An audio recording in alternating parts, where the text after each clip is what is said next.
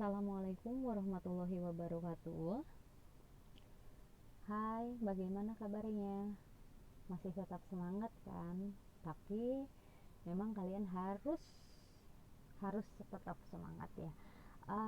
Masih sama dengan minggu kemarin, PSPJI di kelas MM, OTKP 1 dan OTKP 2 diajar oleh saya sendiri, Cika Tresnawati. Nah, untuk pertemuan kedua itu masih membahas tentang sejarah kelahiran PGRI pada zaman kemerdekaan. Kemudian ada yang masih ingat apa sih PSPJ itu? Nah, betul sekali. PSPJ adalah Pendidikan Sejarah Perjuangan Jati Diri PGRI. Sementara PGRI itu sendiri adalah Persatuan Guru Republik Indonesia. Nah, kali ini kita akan membahas tantangan-tantangan yang dihadapi oleh bangsa Indonesia. Tantangan yang pertama adalah tantangan merebut pemerintah dari tangan tentara pendudukan Jepang dan mempertahankan atau menegakkan kemerdekaan dari serangan tentara kolonial Belanda dengan perlindungan tentara sekutu yang berusaha ingin kembali berkuasa di bumi Nusantara. Nah, di samping itu kita juga harus menyusun dan menata kehidupan berpemerintahan oleh trauma.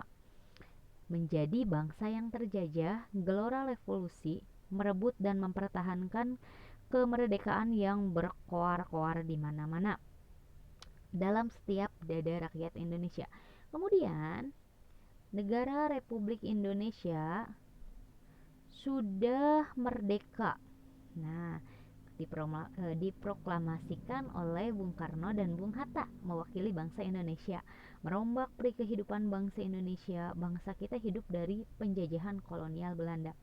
Sekarang menjadi bangsa yang merdeka, berdiri sendiri, bertanggung jawab dan berumah tangga sendiri.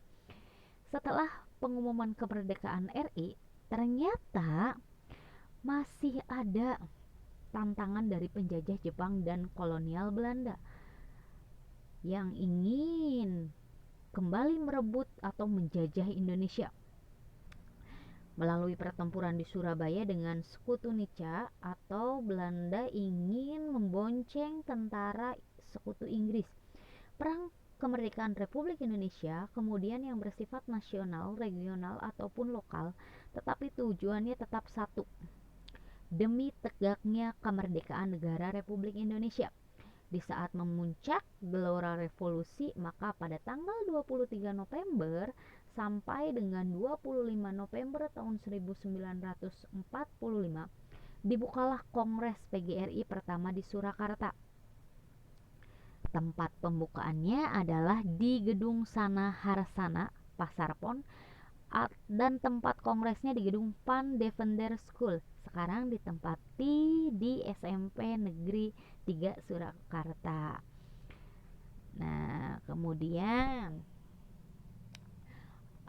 organisasi PGRI yang baru lahir bersifat unitaristis, kemudian independen, kemudian yang terakhir adalah non partai politik.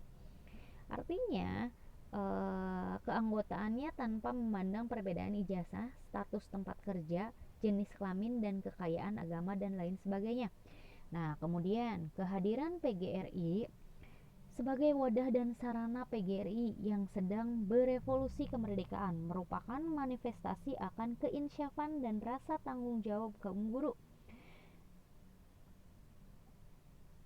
Rasa tanggung jawab kaum guru Indonesia dalam memenuhi kewajiban akan pengabdiannya serta partisipasinya kepada perjuangan penegakan untuk mengisi kemerdekaan Republik Indonesia. Nah, kemudian guru-guru itu sadar akan tugasnya bahwa pendidikan adalah sarana utama dalam pembangunan bangsa dan negara. Kemudian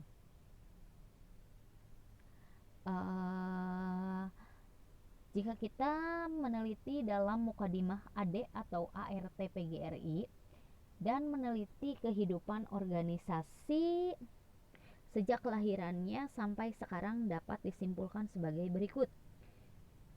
PGRI lahir karena hikmah proklamasi kemerdekaan Republik Indonesia.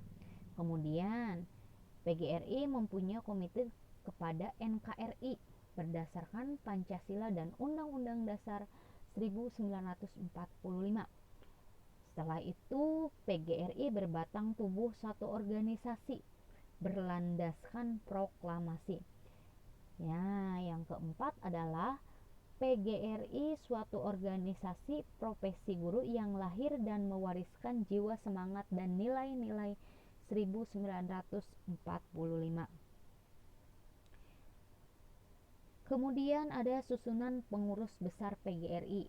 Itu hasil dari kongres pertama pada tanggal 25 November tahun 1945.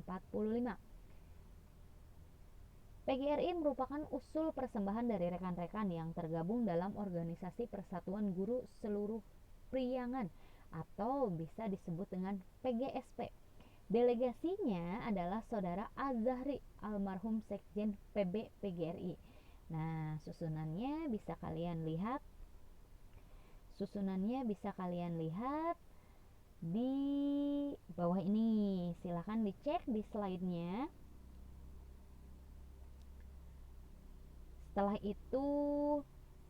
Setelah itu beberapa bulan kemudian terjadilah pengunduran diri dari ketua pertama karena ia diangkat menjadi Bupati Pamong Praja Mangkunegaraan Surakarta.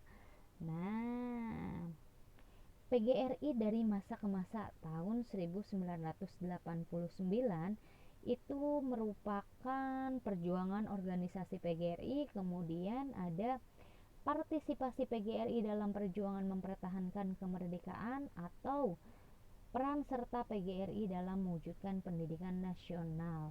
Oke. Nah, untuk pertemuan selanjutnya kita akan membahas tentang PGRI pelopor dalam mencerdaskan kehidupan bangsa. Untuk pertemuan kedua ini Ibu cukupkan sampai di sini. Terima kasih yang sudah menyimak. Wassalamualaikum warahmatullahi wabarakatuh.